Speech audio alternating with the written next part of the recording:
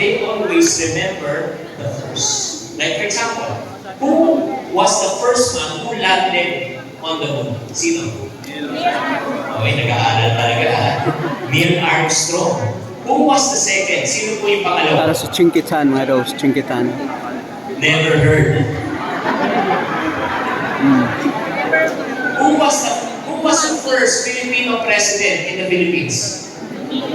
Emilio Aguinaldo. Who was the second? Sino? Si Andrew Lee. Then, na-guess nyo, naalala natin marami yung una, pero yung pangalawa, mahirap maalala.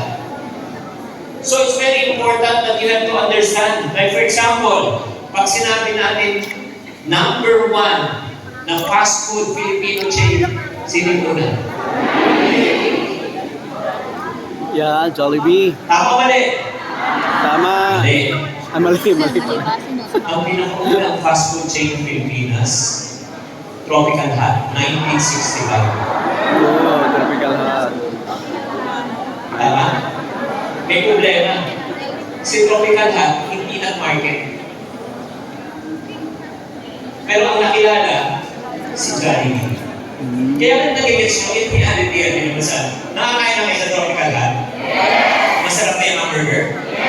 Ayun kung sumama sa akin ng is, magkaedad tayo. Try tayo dito, mga Rose. Kung kumakain doon, matatanda lang. Try tayo dito. Di ba? Doon tayo, doon. 1965 siya, masarap ang Sorry. burger.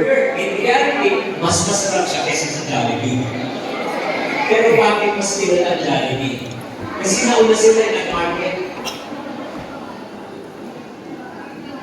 Yan, dito So, tayo. intindihan nyo? Yun, dito tayo sa taas. Kaya ano yung Yan. marketing? Yes or no? And then yung susunod. Eh, hindi paano lang kung may naumpisa na, may nauna na. Ibig sabihin, hindi na pwede kami sumigil. Kaya mga Rose, yan si Chinky, mga Rose, si Chinkitan. Ano gagawin nyo? Kaya mo kailangan pag-aralan nyo. Grabe. Ito ka lang, sinishare ko sa inyo, FYI. Ito yung mga natutunan ko. And I paid a lot of money to enroll in this type of courses. Alright mga Rose, nandito tayo sa may Tagaytay. So, Tagaytay ng EI Connect. Ito yung si Chinkitan, mga Rose. you can create the law of what?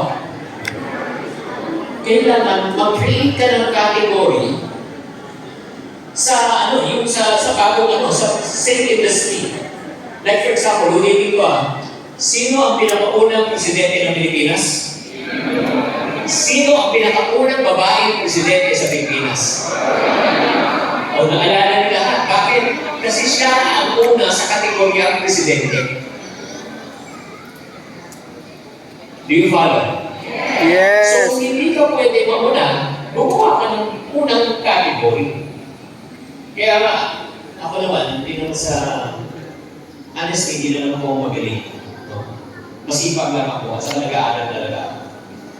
So, nung pumasok ako, actually, I got involved in sales ever since when I was age 12. Okay, bigyan ko kayo ng perspective. Gaano katagal Ayan si Mary Chris. Isa ako ng 12 years old.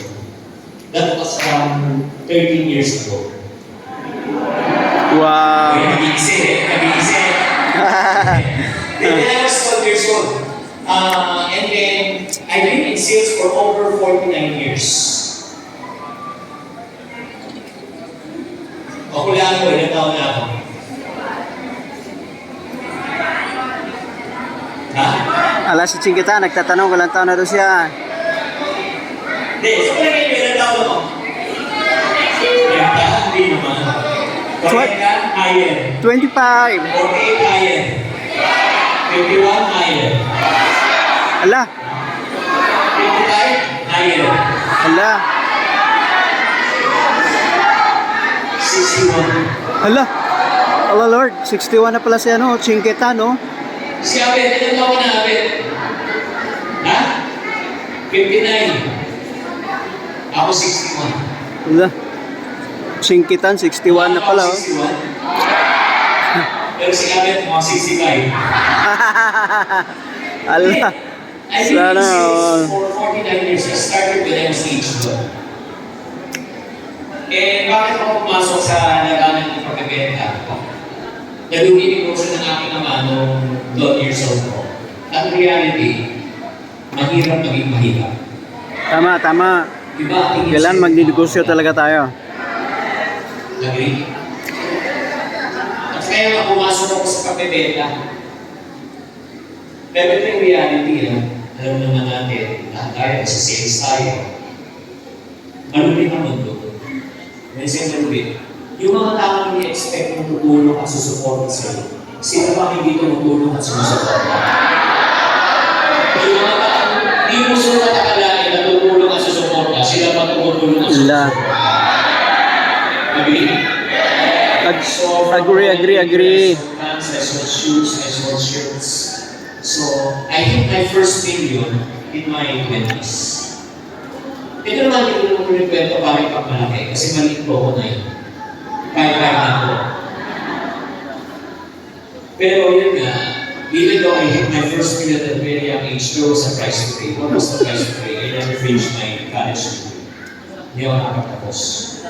But I was proud when I was at grade 6 to become the first and last summa cum laude at my campus when I was at grade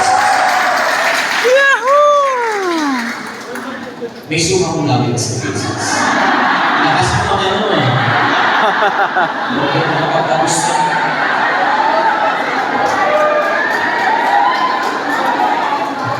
Gusto niyo malaman ba't ako nabigyan ng title na summa cum laude? Yes or no? Yes. Ako ang pinakauna at uling estudyante ng ibinagsak, ika-anim na baitang na apat na beses. Oh, I failed grade 6 4 times, minaster ko siya. Kami ang nagpauso ng K-12, yun lang na-implement.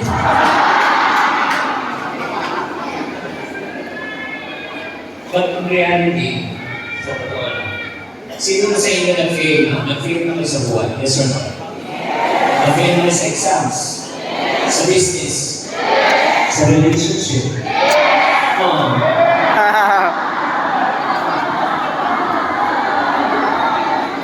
Sa buhay, hindi mahalaga kung ilang beses ka bumagsak, ang mahalaga ilang beses ka bumangkot. Yan, tama. I failed grade 6 4 times, but I never quit, I never stopped. Do you follow?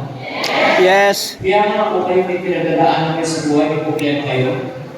Ang problema at pagsubok sa buhay ay pinagdadaanan, hindi tinatambayan.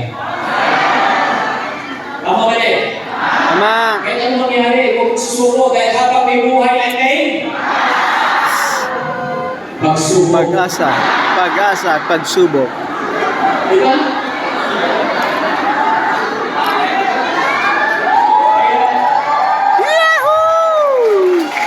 Huwag kayong ano, huwag kayong mawawalan talaga ng ano? Pag-asa. Ang saya po ng mga idol. So. Ang saya talaga ng mga nag-attend dito sa conference ni Chinkitan. Yung first company na sinalihan ko, di ko alam po. Kasi sinabi ko ito, magkakain, reveal talaga. Alam yung Barclay? Sino nakaalam ng Barclay? Ako naman, ay nakakailan ka na tayo. Sarado na yung kumpanya yun. Yan ang original na amoy, di ba? Yung Pilipinas, toilet cleaner, mga ganon. From Barclay, unfortunately, nagsara. Lumipat ako sa ano? Sa isang weight loss company. Weight loss. Lose weight now, ask me how. Herbalife. Verbalize. Ako yung pinaka-unang get tip sa Pilipinas. Unfortunately, nagkaroon ng problema ng product. Tapos after that, lumipat ako sa shark liver oil. Issue 8 is the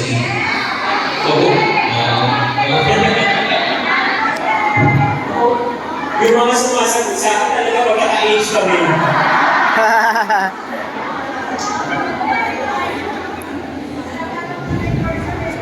Ang kailangan namin, hindi ko makalimutan namin.